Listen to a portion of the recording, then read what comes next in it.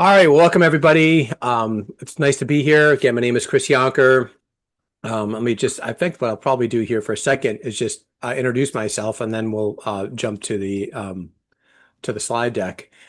So I am a family business advisor, and I've been working with families now for over 15 years globally. And my background is corporate America. Actually, I came out of corporate and leadership roles, so I've been in business. I was also part of a family business for a few years with my own family.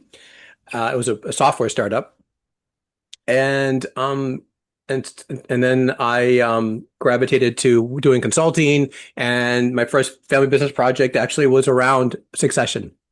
And then later I got certified family business advising. And then I pursued certifications in neurolinguistic programming. I worked with Tony Robbins' original mentor. And then also, I've been now studying for several years with Thomas Hubel on more trauma-informed work and bringing that into this work. Because our ability, and we'll talk about relationships today and why relationships are so important, and how we work on our relationships is so important when it comes to this type of work. And so I'm going to dive right in through that here. So here we go. Okay. Hopefully everyone can see my screen.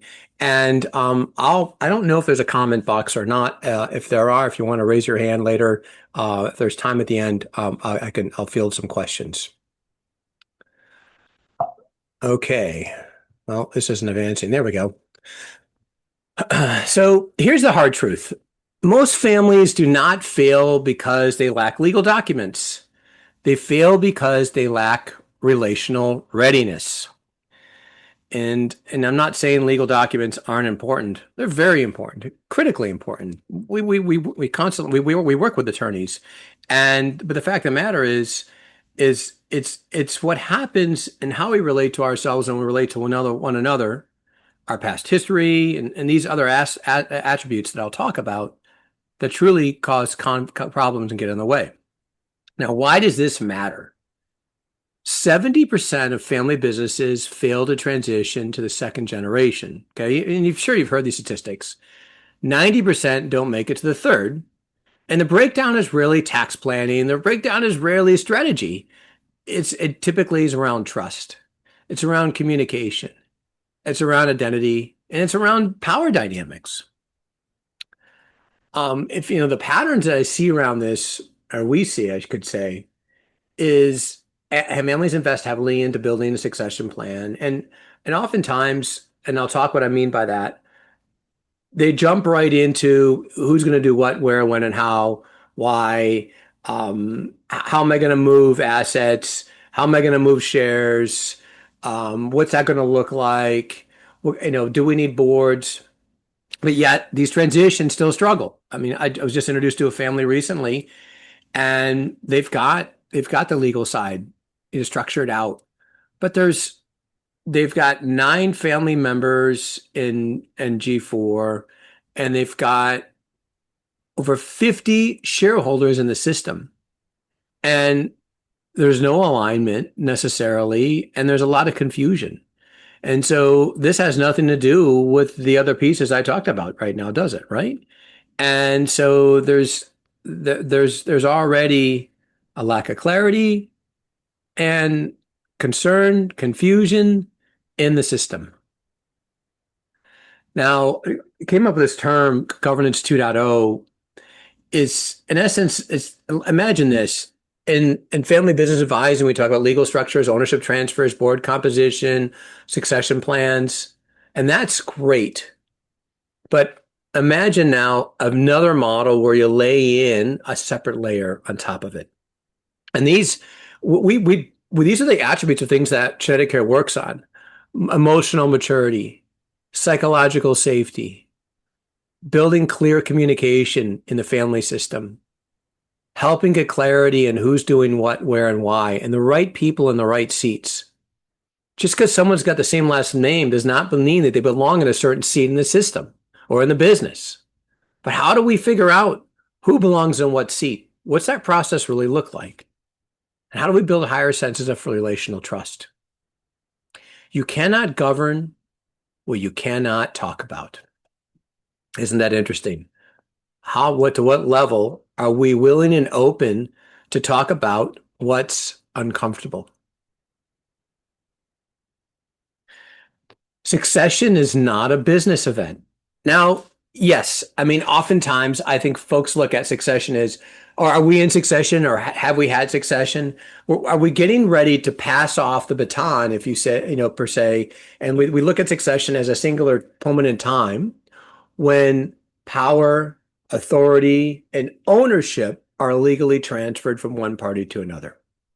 Right? Isn't that typically what? And so we used words like our terms like, "Oh, I'm not in succession right now," or "I'm in succession right now." I would say that if you are in the window of somewhere around 10 years or less of truly needing to be transferring legal ownership, power, authority, Class A, Class B ownership from one generation to another, then to me, you are in the succession window.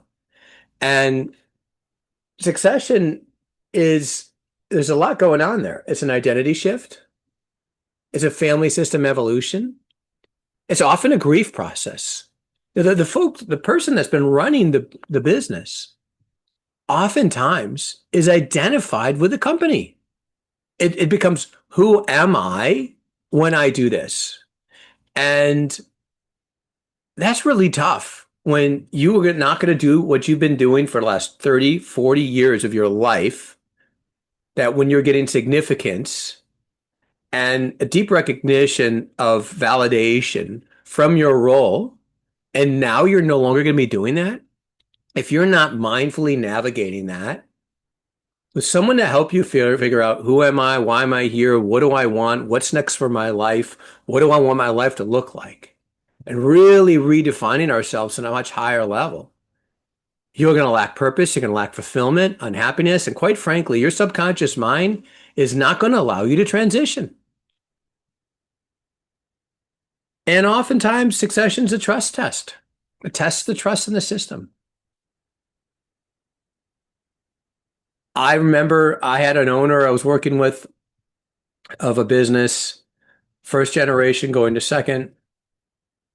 And we worked on, this is my earlier years, we worked on this, the strategy of, because you're taking someone out of a business, what you're doing is you're making them insignificant to the company, right? You take all the things that they do, you list them all out, and then if they're not sure, you can have them write them down over a month, right? And then you figure out, okay, who else can take this on and how do I replace myself?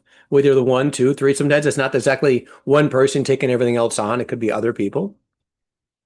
And then you backfill them.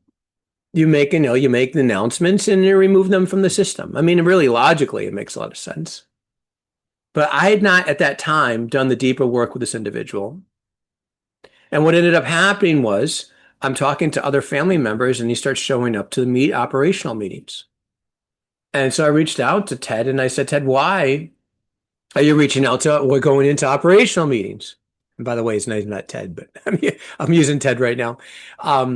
And Ted says, well, I need to, bottom line is he gave me a reason why. That was a bunch of BS. And the fact of the matter is that I had not really worked on what is Ted going to do next and how is Ted going to get, because Ted actually got into meetings. He started creating problems for him to solve so he can get significance. And until I figured that out and I worked with Ted on that, I wasn't able to remove Ted from the business or the system. And I think oftentimes people who are dealing with things at this very fundamental, logical layer, when we're dealing with something very deep and emotional and identity driven. And that really, truly needs to be part of our succession process. So what are the invisible forces in family systems that are at play that involve this topic? There's unspoken expectations, founder identity attachment, like I just talked about, sibling comparison or rivalry. This is a great one. The families I work with were actually the siblings all have equal ownership. So imagine three siblings now, next generation, equal ownership. The past generation, they bought one another out, so they were able to kind of transfer things, make things a little cleaner going to the next generation. Okay, so Gen 3, three siblings. With the three siblings, nobody wants to work for either one. Nobody wants to work for either one. And they say this to me right out of the gate. Well, and in organizations, most organizations, there's an org chart. And these all three people are in the company, by the way. They're not just owners, they're owners and operators. So there's a challenge there.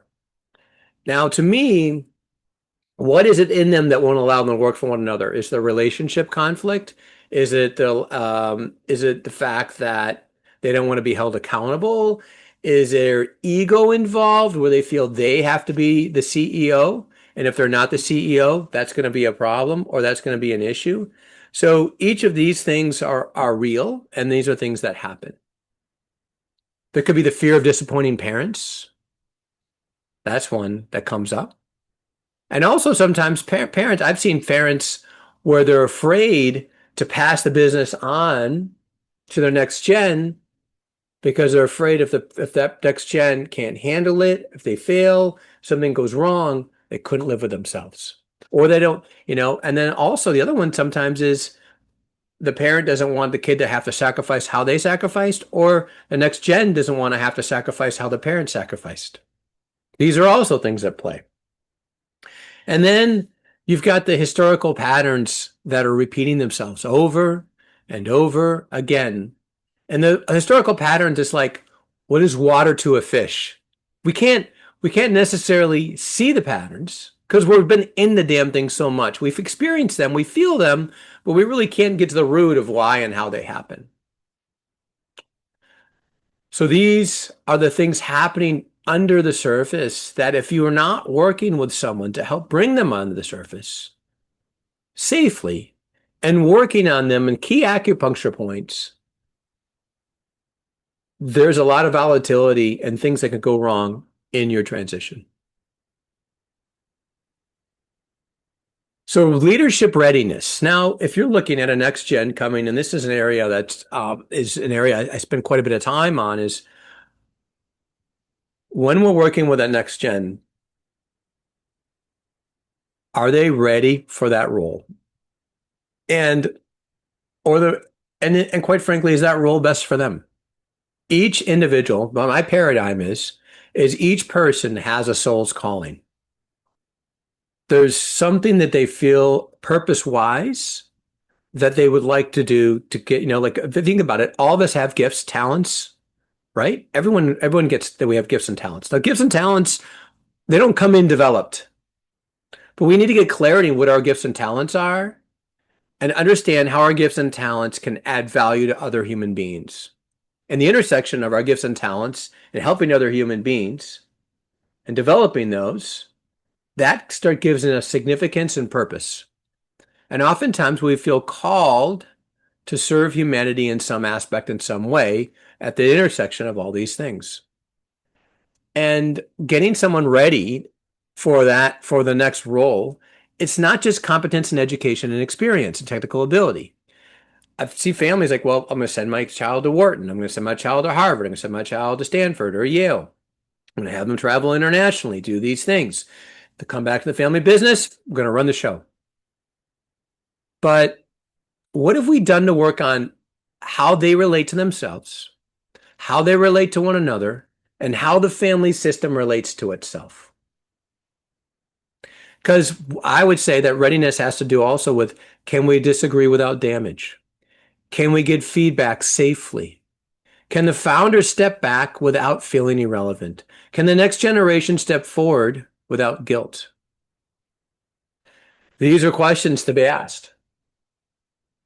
I often sometimes see folks wanting to step into a role because of obligation. And I say that succession without purpose is merely obligation. And oftentimes that's a bit of a rocky place to step into. Now, I've used this term called psychological safety in the system, and I want to define what that means. It's really just the fact that I can speak honestly without fear, humiliation, punishment, rejection. I can say what and granted, this does not mean that I go out and I just blast someone tomorrow. It's learning how to attune to our family and get clear on where they are. Because it's not just because I have something I want to say transparently doesn't mean the other person's ready to receive it. And am I attuned to them to know that? And then am I working on myself and are they working on themselves so we can create the right environment so that we can be completely open, honest, and transparent with one another? That's is the goal of where we want to be. All family systems, all organizations, all executive teams have their own psychological safety thermostat of where the temperature is set. And when we work with families, we work with individuals one on one, we work with the dyads, the triads, and then we work with them collectively so that we can create an ecosystem to create a stronger container for psychological safety to exist. And once that container is strong enough, it can hold the complexity of the disagreement. We're not trying to get everyone to see things exactly the same way. That'd be beautiful, but that's called artificial harmony. It doesn't work. It doesn't work. People aren't always going to see things the same way. These are signs that you know if psychological safety is low. I said, well, it's like a thermostat. So the question is, well, where's my thermostat? Well, these are questions right now you could take away and ask yourself. Meetings where silence replaces honesty. Do you ever find someone says something and then no one says anything and you know damn well they have something to say? Feedback only happens inside conversations. This is a great one. You're in a meeting, so we talk about something. Maybe you kind of nod your head, or you agree, or you don't agree, or you're just detached. Then you go down the hall, call a friend, call a family member, and then go, "That was stupid. I don't know why we're doing that." So then how you really feel comes out. Decisions get made outside the room. That can happen. Where actually a family member, this happens, where family member makes a decision and then everyone in the family system finds out what the hell just happened and it gets pushed down. Hard topics are repeatedly avoided. Oh, we're not going to talk about that. I mean, I had a family I was working with and we had a meeting in a boardroom. I had rented a room at a facility for them. Well, let's get together and meet. And it was a whole family except mom. Mom wasn't in the meeting. And we were talking about succession. There was two sons coming into the business, and we're trying to figure out what's the role and how the share is going to look. And they're kind of fast tracking a little bit to, kind of one of those families that were really kind of getting into it a little quick. And mom came in the room, and she was drunk, and it was embarrassing. I mean, she was like clearly intoxicated, and it was sad. It was sad also. But I watched how the family participated with her, and they all acted like she was sober. And no one wanted to have the topic of mom is not sober and she shouldn't be here. And it was bizarre. And that's a pretty big example of hard topics are repeated. But that's how this can show up. It can show up in so many different ways. Someone's not carrying their weight, no one brings it up. Someone's not honest, no one brings it up. There's disharmony between the two siblings, and we act like it's not happening. We work around it. Family members work to withdraw emotionally. So these are just some of the things that happen when psychological safety is low. But you can ask yourself, where are people holding back in your system? Where are they holding back?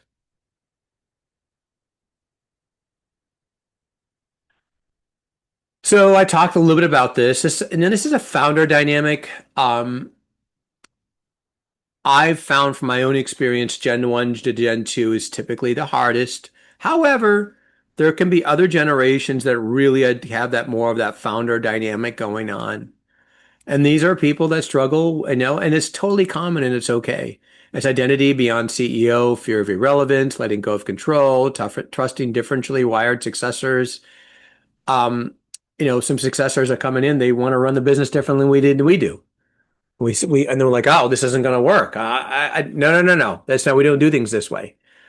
And so there becomes this tension. And it's almost, I think it has a lot of, and we have, and then the Qineticare team, we've got folks with backgrounds that work with grief. In fact, one person in specific, she's amazing. And grief is in play when we're transitioning away from a key role. And if we're not dealing at the level of the grief to help move the grief and heal that, it's going to create more chaos and challenges in your transition plan. Next gen dynamics. Next gen leaders often wrestle with fear of disappointing their parents, imposter syndrome, comparison with their siblings, pressure to prove themselves, hesitation to challenge legacy thinking. I come in, I don't want to let my mom down. I don't want to let my dad down. I want to let my uncle down. So that's at play. And I think it's okay to feel that way, but we want to bring that into the room, like publicly into the room, and obviously in the right context. Imposter syndrome. I was introduced to Gen 3 of a multi-billion-dollar real estate firm. And this gentleman had inherited, taken over the business from his grandfather. And at 32 years old, grandfather put him at the helm as a CEO. And he said, I am in over my head. I'm an imposter. I look in the mirror and I say, what the hell am I doing? And this happens. And so there's no going back in time, but how do you help someone that really feels they're almost living a lie? And it's not fake it till you make it. If you think, well, just fake it till you make it, that's BS. Because when you lead a team and you're not congruently aligned internally and you don't embody how you lead, you send an incongruent message to your team. And they're going to pick up on it unconsciously, if not consciously, and it's going to start to create tension and friction in the system. So there's this pressure to prove themselves. And that's why it's really important that someone works with a coach or an advisor or someone that can help them get into what's really happening in themselves. It kind of reminds me, I've been studying a martial arts system now for over 40 years. I'm a seventh degree black belt. And I will say that most every black belt in specific that I've received, especially when became a master, I was rewarded this belt, right? The belt's presented to me. And I put it on and I look down and it feels like it doesn't belong. And there's a healthy piece of this. But working with someone in a way that you can work with the feeling that we have, not deny it, not push it away, not override it, is a much smoother path to work with the imposter syndrome that can often happen. And really what we're going to talking about here, everyone, is how do I get the next gen to become the person that fits inside that role in a healthy way? So succession question, we could ask a question like this. It's not just who is technically ready, but is our system ready to support that person? So I want to walk through next here.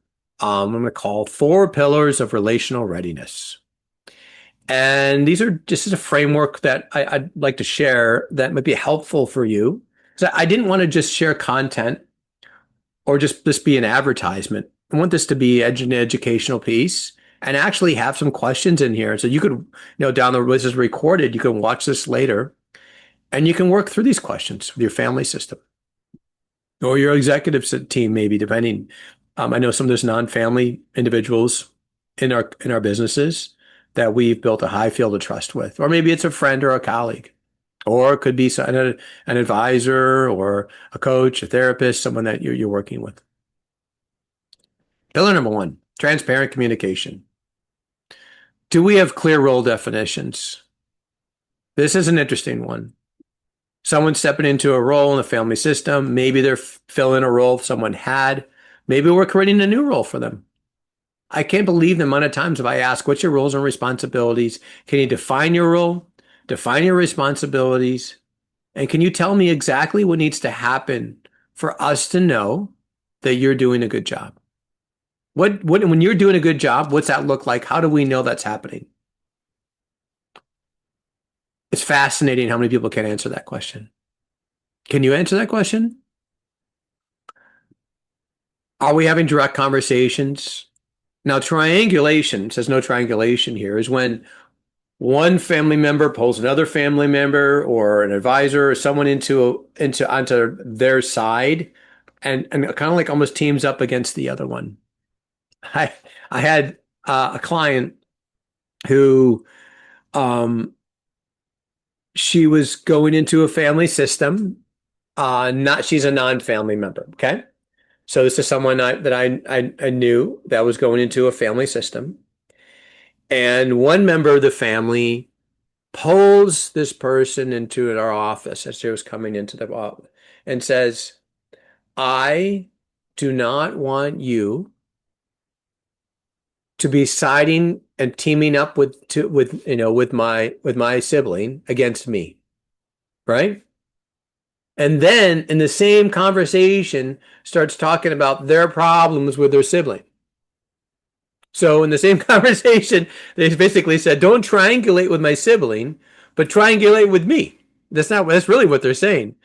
Fascinating. Tell them not to do that. This wasn't healthy to do, but then starts throwing their sibling under the bus with this other person and just seeing how they participate. This is real. This stuff happens. And it's a natural order of being human to extent to pull someone on your side. We really got to be mindful that it happens and to not participate. Because a healthy system says, "Oh, really? Oh, let's get them in the room and let's talk about this together." That's what a healthy system does. Clear decision-making processes. This is another one. We have a process that we go through with families talking about what's absolute that when the decision making, depending on like for share, let's say you have shareholder structure. So sometimes in family systems, you've got people who don't have shares, they're not in the business. And you have a board. But the family system, some of the owners may not be on the board, they may not be in they may not be in the business. To what degree do they need to know of decisions and involve the decisions? What type of decision? CapEx decisions? CapEx decisions involving what? Taking on debt? We create basically a matrix of what's in the white zone, what's in the black zone, and then we also look at what's in the gray zone. And sometimes gray zone is gray zone. We have gray zone, right? So yeah, so that's the premise behind, what happens there in relationship to building out a matrix. And matrices are really, really very helpful. So let's move on to number two, identity work. Founders must redefine their purpose beyond their operational control. Next gen leaders must define their leadership in their own voice, not as an imitation. I see this one oftentimes. They look at we all have different personalities. We like to look at, we use profile systems at Qineticare sometimes where we want to get clarity in what is your archetype? What's your profile? How do you lead? How do you show up? You want to lead in your strength set. We all don't have the same personality. We all don't seem to have the same profile, and we're not going to lead the same way. Now, granted, things like building transparency, building trust, creating an environment where we can be transparent and own ourselves. That's not really that has nothing to do with personality. But there are things that we're going to want to understand about ourselves and how we're going to lead. And what I would say also is I'm taking one generation and moving to the next generation. This next generation that I'm moving to with different strengths also equally has different weaknesses. And they will need different scaffolding around that next generation. And it's totally okay. You may have someone that, the first generation might have been amazing at financials, brilliant at financials. Next generation, not good at financials. Now, I'll say everybody in business who's an owner or operator needs to have a bare minimum of understanding of how to read a P&L, a balance sheet. There's core key things they must know and understand that we want to teach them. But then from there, it's damage control. It's damage control. Let's augment that person with a brilliant CFO who can see things that others new CEO can't. Maybe we need a different executive team around the new CEO. I don't have a problem with some levels of mindful leadership changes in with the next wave of ownership and or leadership. And it's very healthy. But if we think we're just going to plug someone in and everything's going to work the same, it's not typically the case. So that's what, in their own voice. And I think owning their own voice is really important. And there's a tension here. And I'm going to call the tension out. They could do a whole separate webinar on this topic. The tension of belonging and the tension of becoming. The belonging is who are we? Why are we here? Why do we exist? What are the core assets and attributes of our mission, of our business, and our family system, and our holding company? The tradition of who we are. This is sacred. We must protect it. But over equally here is the becoming piece. This is the next gen, often where the innovation, the change is coming in, and it's necessary. As we move into, as you all, like we heard, this is the new Chinese New Year, the year of the horse. If you follow the astrological perspective, and even if you don't, the horse has got a lot of energy and a lot of change. And this is this is like I can call it the fire horses. So it's a bit of disruption, and the rate of change is very quick. Well, we can't even say with AI right now. You can't argue that the rate of change and even like the ability of what you can do right now is amplified over the last several weeks, not months, weeks. And it's going to continue to replicate and move faster. There's going to be more disruption. There's going to be more things changing. There's a lot of things happening globally as well, right? So the rate of change is really quick. So this is the world that we live in today, and it's necessary in order for us to work with what's emerging. We can't just resist change, but we still must protect who we are at the same time. So that's the dichotomy of belonging and becoming. And when that leader that wants to be innovative and bring new things in, it's working within, when we work with families, we want to work with a way to do this that still holds the structure together. Pillar number 3, structural dialogue. Healthy families create containers for hard conversations. Are we having regular family meetings? Do we have governance forums? Are we leading facilitated retreats? Are we getting together, talking about where we're at, what's happening? What are the agendas like? Who builds the agenda? Who runs the meetings and the family meetings? I think these pieces are typically critical to have an outside party facilitate retreats, facilitate family councils. If you're in the family council, facilitating the meeting can be very difficult because you're in the damn thing. Think about it. And also, a good facilitator is managing the nervous systems in the room. Or I shouldn't say managing them, but holding them. And their nervous system becomes the regulation of the room also. I think a good facilitator is someone, like everyone on the Qineticare team, we've done our work or continue to do our work on ourselves. And a good facilitator is someone that's done a lot of deep work on themselves so that when they are in that room and the room has a charge, it's got conflict, they're not going to get activated in their nervous system facilitating. And this is where the problem comes in. If a family member with family patterns or family history is facilitating a family meeting, it's very hard for them to hold that space and not get triggered or activated when the room heats up. And a third party who's not attached to that system can hold that space collectively very strongly and very well so that we can move through what's happening in a way that's productive. So I can't, weigh in even heavier than that, but it's really important. If there's no structure for dialogue, tension leaks everywhere. Pillar number 4, shared vision. So these are some of the questions I asked earlier, some really good ones. What are we preserving? What must evolve? Why does this business exist beyond profit? Why does this business exist beyond profit? That's an interesting one, right? Um,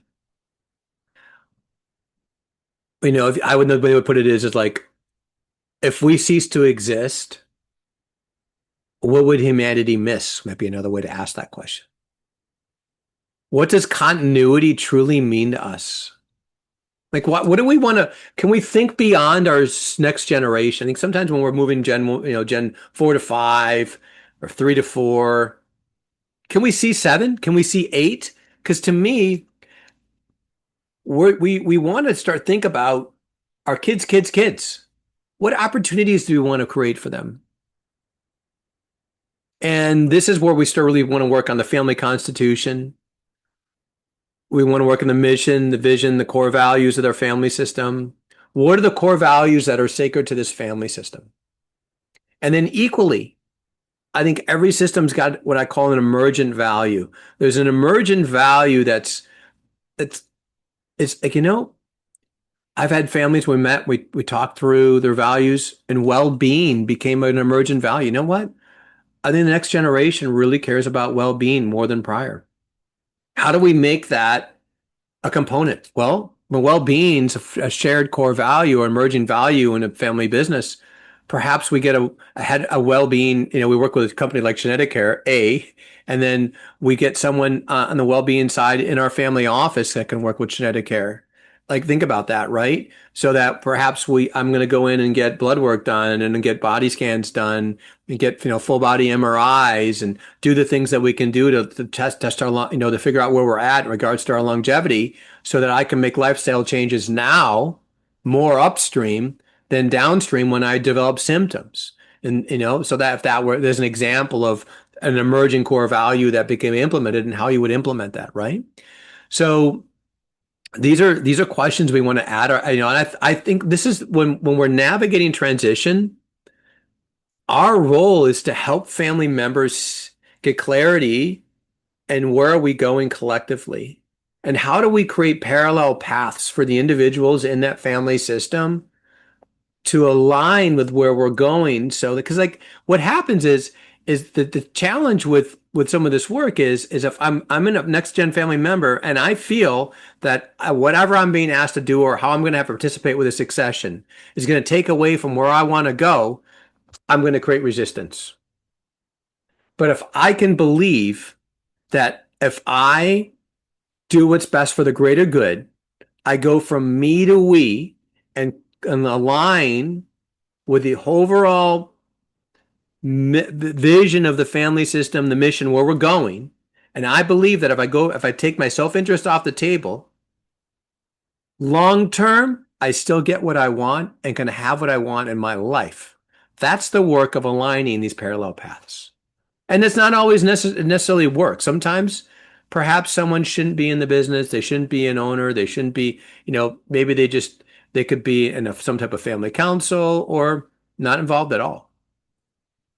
But these are the path forward though is getting an alignment for those owners and operators and that are working together in one capacity or another, and getting clarity and what our North Star is and why, and being able to work towards that collectively together. And I will also add that if you're not doing deeper work in that family system on the individuals and healing some of the patterns, some of the history, the trauma that's in that family system, then you're probably going to have a very hard time getting there. And that's part of the reason Qineticare exists. It's practical steps you can take now. And I think, some of this I say very mindfully. Having a conversation about what's not being said, your family system may not be ready for that without some work first. I think it's part of the reason we like to work with individuals first before getting family members together collectively. But these are steps I think could be the steps to be mindful. Can we have a conversation about what's not being said? Can we bring in a third party to do that? Can we clarify leadership expectations in writing? Can we build a structured development path for each next gen leader? This is a huge one. If I have a rising leader in the family system, how am I developing that person? If you say I'm sending them to school, I say, great, awesome, great start. What else are you doing? School's not enough. It's not enough. They're not going to help teach that person how to build, how to regulate their nervous system, how to really connect with themselves in a higher level so that they can connect with someone else. If you talk a little bit emotional intelligence is my ability to connect with you and feel you and have you feel and feel you feeling me and having this interconnection. But most folks aren't even able to be present with themselves, to truly feel into themselves, to feel into someone else with that level of precision. And it's because of there's parts of them that haven't been integrated and they're in essence kind of frozen in the past from could be lack of nurturing from childhood, could be an experience they went through in childhood, could be multi-generational trauma in the family system, could be cultural, ancestral. There's all pieces and parts of that. And when working with someone that could help you open these areas up and connect with yourself in a deeper way and lower stress response in your body, that a lot creates more availability for you to connect with someone else. And I'll also say this, the other thing that it helps you do is make decisions. Because decisions just aren't all made in the head. They're also made in the gut and intuition. But there's a process to that. And by working with folks like Qineticare, we can teach you how to learn how to unpack the process of conscious, intuitive decision making, which is a superpower. I have on here and I'll put back to the list. Separate operational meetings from family conversations and bring a neutral facilitator before pressure escalates. These are practical steps you can take now. All right, so here's some reflection exercises and we're going to wrap up. Take a moment and reflect. And these are questions you can just, again, watch this again, take it and maybe journal these out. Where is trust strongest in our system? Where is it most fragile? Who feels the most pressure in this transition? And sometimes we might think it's us, but I think we got to leave ourselves and feel into where's someone else at and why. Am I really relating to where they are? Am I building empathy? What conversation are we avoiding? What would change if psychological safety improved by 20%? If we could share much more openly, honestly, and transparently, what could change if we could just move through that? And I think what happens sometimes, guys, is you sit here and listen to me, you go, oh no, Chris, you don't know my family. My family, we are no freaking way are we going to change. And that might be true. But I might also argue on my side, I've heard that a lot. And it just takes one person, and this is something I'd like everyone to get here. It just takes one person in the family ecosystem that is willing to do this work. We call that person a catalyst. If we can find one person in that family system who wants to do the deeper work on themselves and work with a company, work with Qineticare, and start working and liberating themselves, what happens is that person's relationship to the other relations in the constellation has to energetically change. It has to. It's like a law of physics. And as they change how they show up, how they create meaning, how they build relation, how they navigate relation, others start to have to change and the system starts to evolve. And then oftentimes other family members, they see the change, they feel the change, and they want to experience the change. And then other family members come on board. We've seen this for years, where one or two starts, and then another one starts, and another one starts, and another one starts, or two more start, because other people see it's kind of like, dude, you look great. What's happening with you? Well, I've lost 30 pounds. Yeah, obviously. What? Tell me your secret. It's like that, right? It's like that. Someone can feel and witness that change, and they want to experience that change. Continuity is development, and that's developmental. I think when you're really called into, I believe succession is an invitation to do deeper work on yourself, to do deeper work on the family system when the family system is ready. And if you say your family system is not ready, I don't know if you know that or not yet. So don't jump there without talking to someone. Um, we're not just looking about transferring ownership here. Because if you're moving from A to B, everything that's in A that's not solid, that has cracks, and you want to move it to B, those cracks are going to start to get stress tested when you move to B. So you need to work with someone that's going to help, or a firm is going to work with you to get clarity in where are all the points of weakness that we need to address now. Because if we move them here, they're going to expand. That's why. So, a closing thought here. I don't know if we're going to do Q&A, but if you want to, if you want to put in a chat, I'm happy to answer before I sign off. Governance structures matter. I'm not against governance. I'm not against. Hey, I'm a family business advisor. I deal with governance. I work with attorneys. I work so that all day long, right? Build shareholder agreements, build boards, help people run boards. In fact, I'm helping someone run a board tomorrow. It matters. It's important. But governance without relational health is fragile.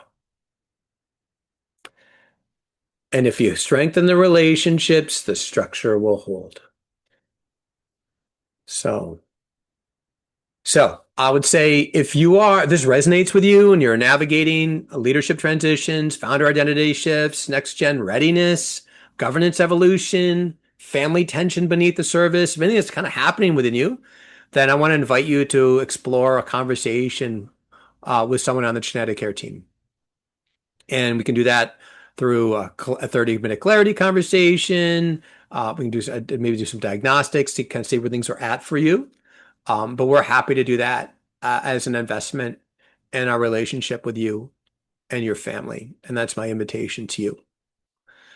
So I'm going to look at the chat. Does anyone have, I see someone said, great note and take topic. You're welcome. I'm glad you enjoyed spending time here with me. And hopefully these are, quite frankly, I think this topic's talked about quite a bit, but not so much on the relational side and the developmental side of where I went today.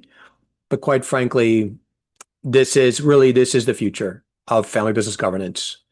That's why I created that trademark of Governance 2.0. This is where the future lies, and you are all getting called into doing this work. And Qineticare can be an amazing resource for you and your family to start doing this deeper work if you're not already. Okay, everyone. Thank you for being here. Blessings to you all. And I hope to see you again soon. Take care.